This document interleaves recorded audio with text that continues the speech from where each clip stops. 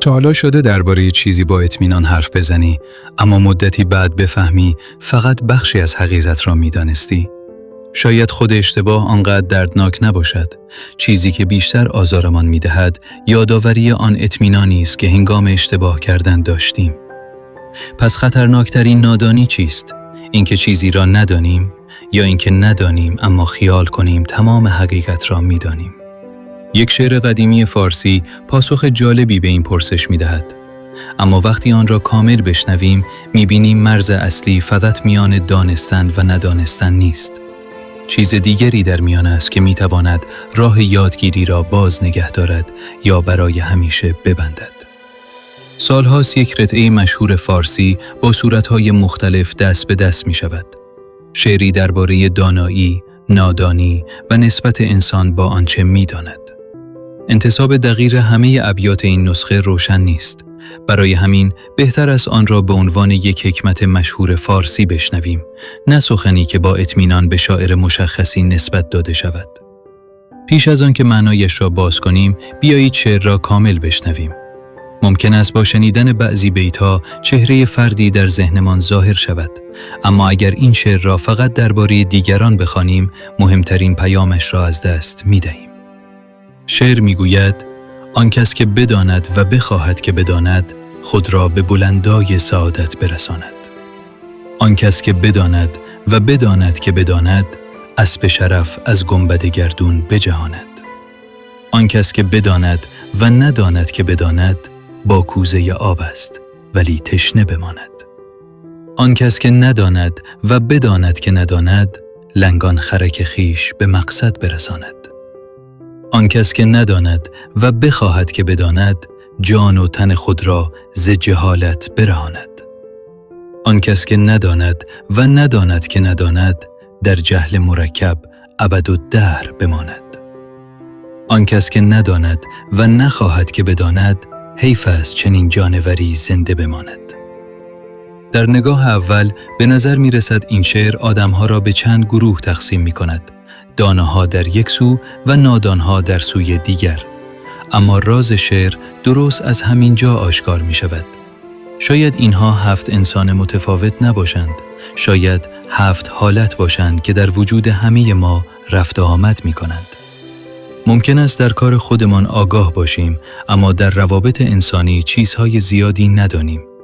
ممکن است درباره یک موضوع تجربه داشته باشیم، اما در موضوعی دیگر به راهنمایی نیاز پیدا کنیم. هیچ کدام از ما در همه چیز دانا نیستیم و هیچ کدام هم در همه چیز نادان نیستیم. این شعر پیش از آن که وسیله‌ای برای شناخت دیگران باشد، آینه‌ای برای شناخت خود ماست.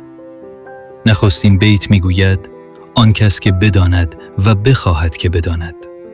این انسان چیزی می‌داند، اما دانسته‌هایش را پایان راه نمی‌بیند.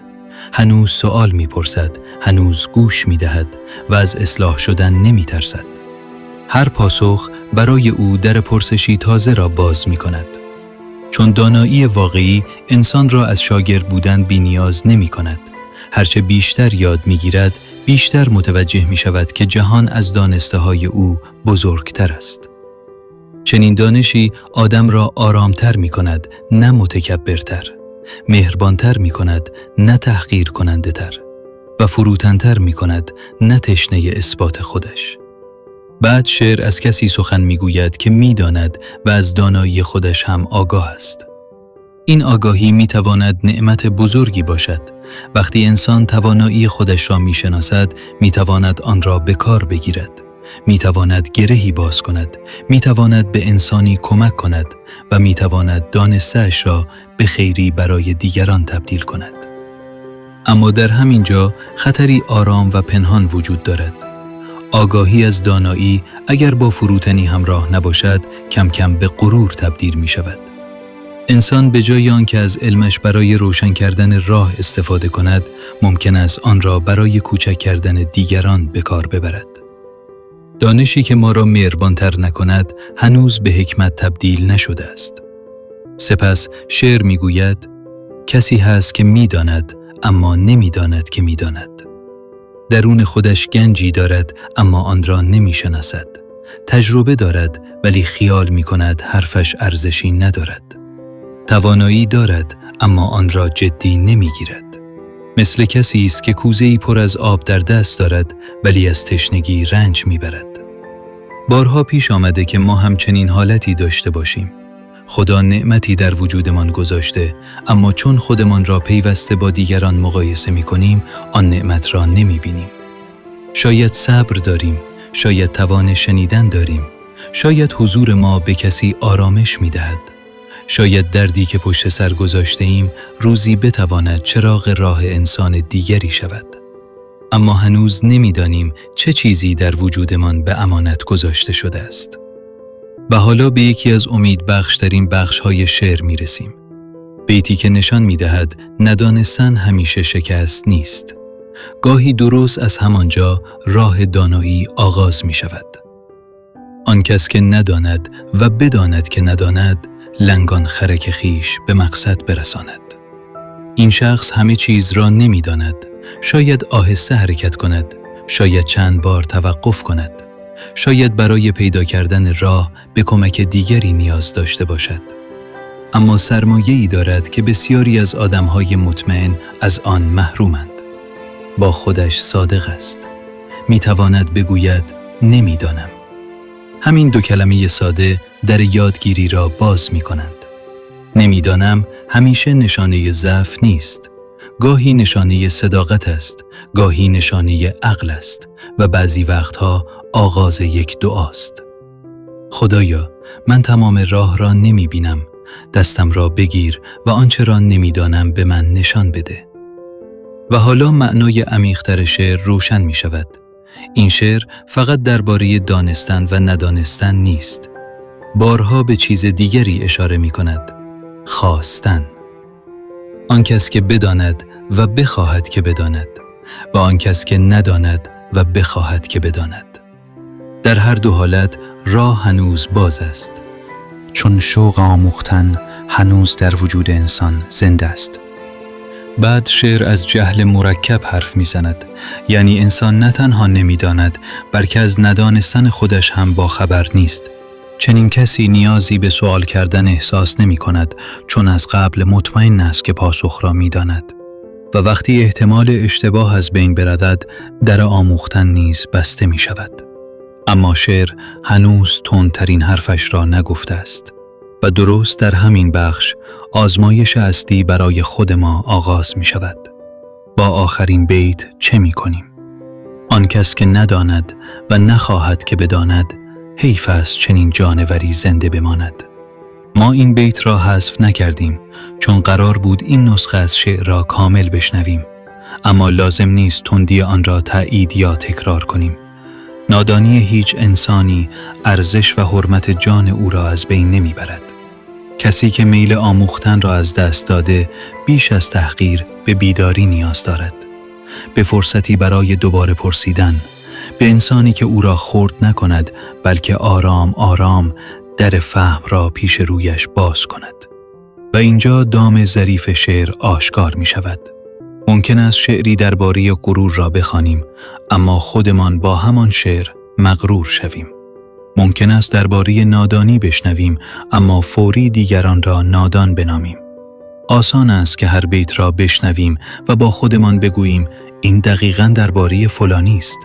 اما پرسش دشوارتر این است: این بیت در کدام بخش زندگی من صدق می کند؟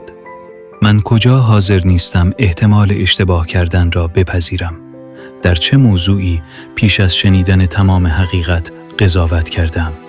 و کجا لازم است دوباره شاگرد شوم؟ پس این شعر چماقی برای کوبیدن دیگران نیست. آینه است برای دیدن محدودیت‌های خودمان. اما این مسئله فقط به درس، کار یا گفتگوهای روزمره مربوط نمی شود. معنای عمیق‌تر آن به رابطه ما با خدا می رسد. ما بسیاری از چیزها را نمی دانیم.